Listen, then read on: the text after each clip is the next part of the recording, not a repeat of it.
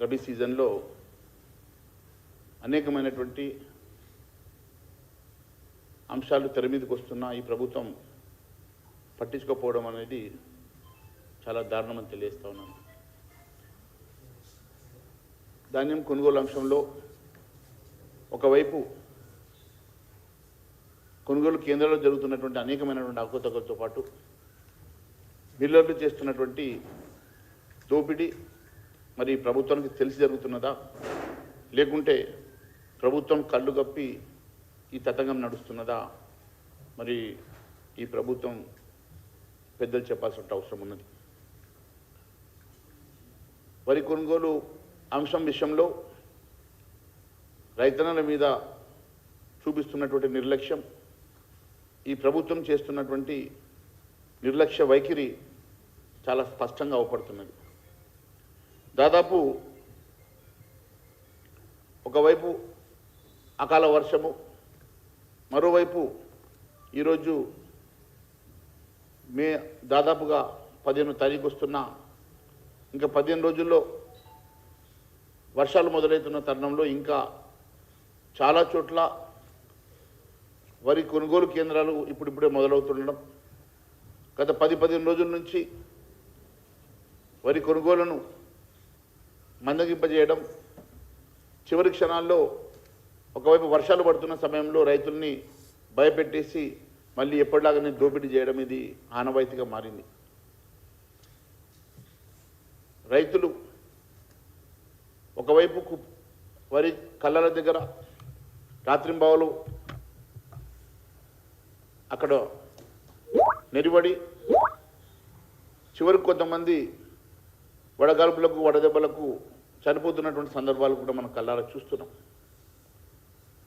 వరి ధాన్యం మీద కుప్పగూలిపోతున్నటువంటి రైతులకు వైపు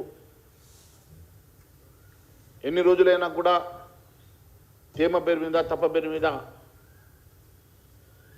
వరి జోగకపోవడం వలన రైతులు పడుతున్నటువంటి పాటలు, ఒకవైపు గన్ని బ్యాగులు ఇవ్వని, మరోవైపు లారీల కొరత ఉన్నదని చెప్పేసి రకరకాలుగా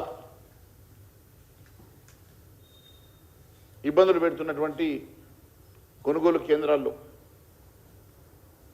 రైతులు పడుతున్నటువంటి గోస అంత ఇంత కాదు. ఇదంతా కూడా ఒక పథక ప్రకారమే జరుగుతున్నట్టుగా అనిపిస్తూ ఉన్నది. గతంలో వరి కొనుగోలు ఐకేబీ ద్వారా జరిగేది, కానీ కొత్తగా పిఎస్సిఎస్కి డిసిఎంఎస్లకు ఇచ్చి రాజకీయ అన్ఎంప్లాయ్మెంట్కి ఒక తోవ చూపించి ఎవరి మనుషుల్ని వారు రిక్రూట్ చేయడం వలన ఈ దోపిడీ మొదలైన సంగతి చాలా స్పష్టమవుతున్నది.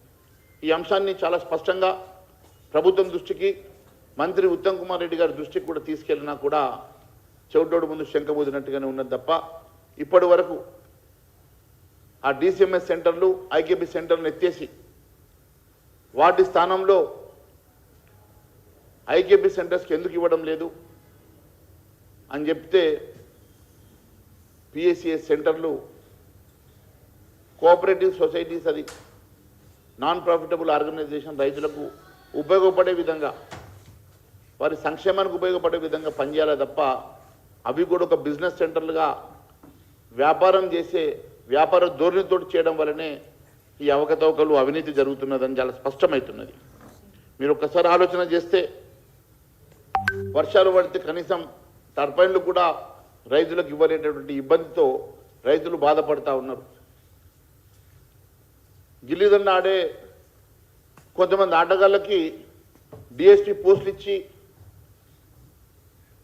విలువైనటువంటి కోట్ల రూపాయల విలువైనటువంటి భూముల్ని ప్లాట్ల రూపంలో ఇచ్చేటువంటి ముఖ్యమంత్రి గారు అన్న దాత అయినటువంటి రెయిన్బోలు కష్టపడి ధాన్యం పండించేటువంటి రైతు ధాన్యం మీదనే కుప్పగూలి చనిపోతే కనీసం 50 లక్షల నష్టపరిహారం కూడా ఇవ్వాలని ఆలోచన రాలేదు, కనీసం పరామర్శించే ఆలోచన రాలేదు, కనీసం దాని మీద ఎందుకు ఈ రకంగా జరుగుతున్నటువంటి కనీసం దాని మీద ఒక ఎంక్వైరీ కూడా చేయించే పరిస్థితులు లేదు.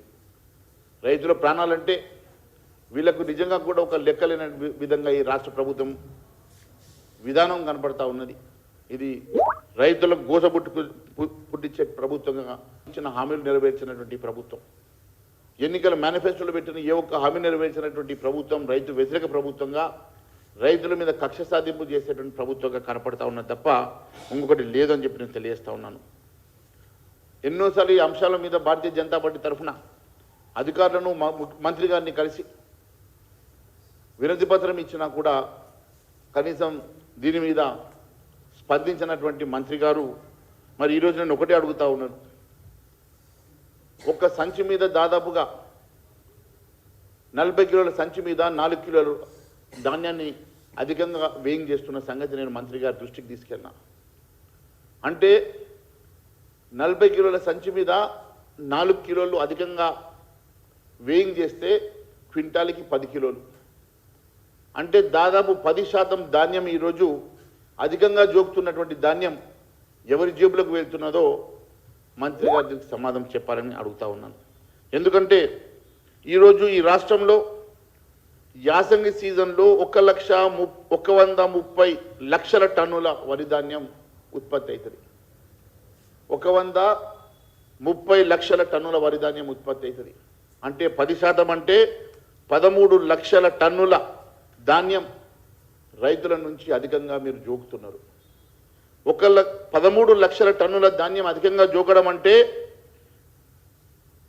టన్నుకు 22,000 చొప్పున దాదాపు 13 లక్షల టన్నులకు 2,860 కోట్ల రూపాయలు అధికంగా మీరు వసూలు చేస్తున్నటువంటి డబ్బు ఎవరి ఖాతాలకు పోతున్నది, ఎవరి జేబులకు పోతున్నది, దీన్ని ఏం ట్యాక్స్ అనాలా, దీన్ని ఏ పేరు పెట్టినా దీన్ని ఏ ట్యాక్స్ పేరు మీద నేను పిలవాలనో మంత్రి గారు నాకు తెలియజేయాలని కోరుతా ఉన్నాను.